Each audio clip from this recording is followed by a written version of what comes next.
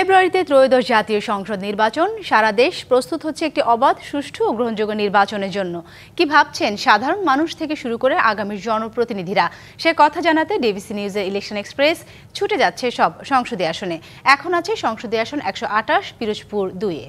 স্বাগত CSRM DBC election এক্সপ্রেসে। আমরা এখন রয়েছি পিরোজপুর 2 আসন। আজ সারাদিন জুড়েই থাকবো পিরোজপুর 2 এবং 3 আসনে। এই আসনটি পিরোজপুরের ভান্ডারিয়া, নেসারাবাদ এবং কাউখালী উপজেলা নিয়ে গঠিত। এখানে বাংলাদেশ জামায়াতে ইসলাম কর্তৃক মনোনীত প্রার্থী শামীম সাঈদী, তিনি আজকে আমাদের মাঝে অতিথি হিসেবে উপস্থিত রয়েছেন। স্বাগত আপনাকে। আমরা যতদূর জেনেছি যে আপনারা ভোটারদের কাছে যাচ্ছেন, দাঁড়ে দাঁড়িয়ে যাচ্ছেন। ভোটাররা কি প্রত্যাশা করছেন আপনাদের কাছ থেকে? আসসালামু আলাইকুম রহমতুল্লাহি বারাকাতুহু। ডিবিসি সিএইচআরএম আজকের এই অনুষ্ঠানে আমাদেরকে ডাকার কারণে আপনাদেরকে ধন্যবাদ জানাচ্ছি। বিশেষ করে এই পিরোজপুর উলিয়ার দেশ, পিরোজপুর মৌলানা শাহ নেসারউদ্দিন আহমেদ পীর সাহেব, সসিনার পীর সাহেবের মাটি, আল্লামা দেলোয়ার হোসেন সাঈদী রহমতুল্লাহ আলাইয়ের মাটি, মৌলানা আব্দুর রহিম রহমতুল্লাহ আলাইয়ের মাটি। এখানে এই মাটিতে অনেক কৃতি সন্তান জন্ম নিয়েছেন। বিশেষ করে শেরে বাংলা একে ফজলুল হক, তফজ্জল হোসেন, মানিক মিয়া, জুয়েলাইস, অনেকেই এই মাটিতে জন্ম নিয়েছেন। এই মাটি অনেকটাই প্রসিদ্ধ একটি মাটি। গোটা বাংলাদেশে এই পিরোজপুরকে চিনে, পিরোজপুরের মানুষকে চিনে। পিরোজপুরের মানুষ ভালোবেসে, সম্মান করে, শ্রদ্ধা করে আল্লামা সাঈদীকে ভোট দিয়ে সংসদে পাঠিয়েছিলেন।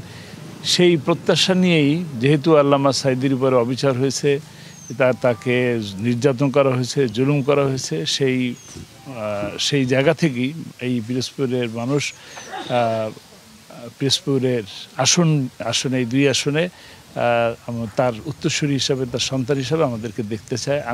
আমি এ পর্যন্ত গত 3-4 মাস ধরে বিভিন্ন বাড়িতে বিভিন্ন বাজারে প্রতিটি ইউনিয়নে যাওয়ার ফলে আমি মানুষের ভিতরে ব্যাপক সাড়া এবং নীরব বিপ্লবের একটি প্রতিচ্ছবি দেখতে পাচ্ছি। আপনারা কি প্রতিশ্রুতি দিচ্ছেন এলাকার উন্নয়নের স্বার্থে? প্রথমত উন্নয়নের জন্য আমরা চিন্তা করতেছি শিক্ষার কিছু মান উন্নয়ন দরকার।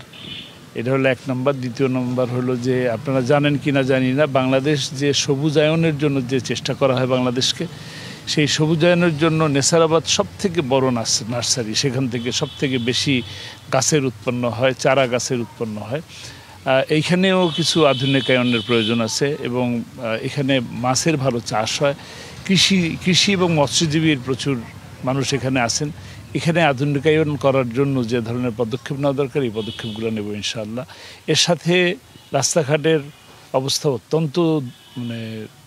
অত্যন্তই খারাপ অবস্থা, একেবারেই বলার অপেক্ষা রাখে না। গতকালকে যে জায়গায় গেছি সেখানে মোটরসাইকেলে যাওয়ার মতন উপায় নেই। সেই জায়গাগুলোর উন্নয়ন দরকার।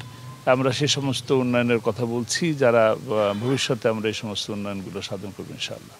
সিএসি চাইছে একটি অবাধ, সুষ্ঠু নির্বাচনের জন্য রাজনৈতিক সহাবস্থান জরুরি, এবং প্রান্তিক পর্যায় থেকে আপনাদের সেই রাজনৈতিক সহাবস্থান সেটি বজায় থাকবে কিনা? অবশ্যই বজায় থাকবে। আমরা তো অবশ্যই একটি সহাবস্থান নিয়েই থাকতে চাই এবং বাংলাদেশ জামাত ইসলামী সর্বত্রই সহাবস্থায় থাকার জন্য সকলের কাছে আহ্বান জানাচ্ছে। আমরাও এখানে একইভাবে মানুষের সাথে মিলেমিশে কাজ করার জন্য চেষ্টা করতেছি। এই আসনে প্রধান প্রতিদ্বন্দ্বী হিসেবে কাদের মনে করছেন আপনারা?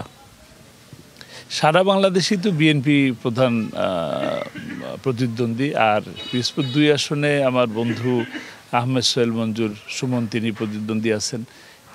আমরা বন্ধুর মতনই কাজ করতেছি, আমাদের সাথে ভালো সম্পর্ক আছে, আমরা একসাথে কাজ করব ইনশাআল্লাহ।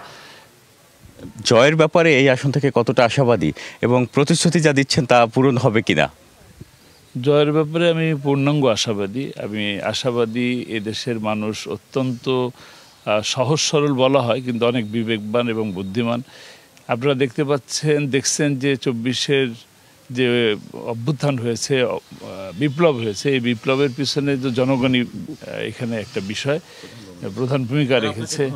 তারা হচ্ছে এই যুবক শ্রেণী, এই তরুণ নতুন ভোটার, এরা আমাদেরকে ভালোবাসে। কাজেই যেমনটি শুনছিলাম এখানে যিনি প্রার্থী হয়েছেন জামায়াত ইসলাম থেকে, তিনি জয়ের ব্যাপারে আশাবাদী। এর পরবর্তীতে আমরা এই আসনের অন্য কোনো রাজনৈতিক দলের প্রার্থীর সাথে কথা বলবো এবং তার নির্বাচনী ভাবনা জানাবো আপনাদের। সে পর্যন্ত দেখতে থাকুন CSRM ডিবিসি ইলেকশন এক্সপ্রেস।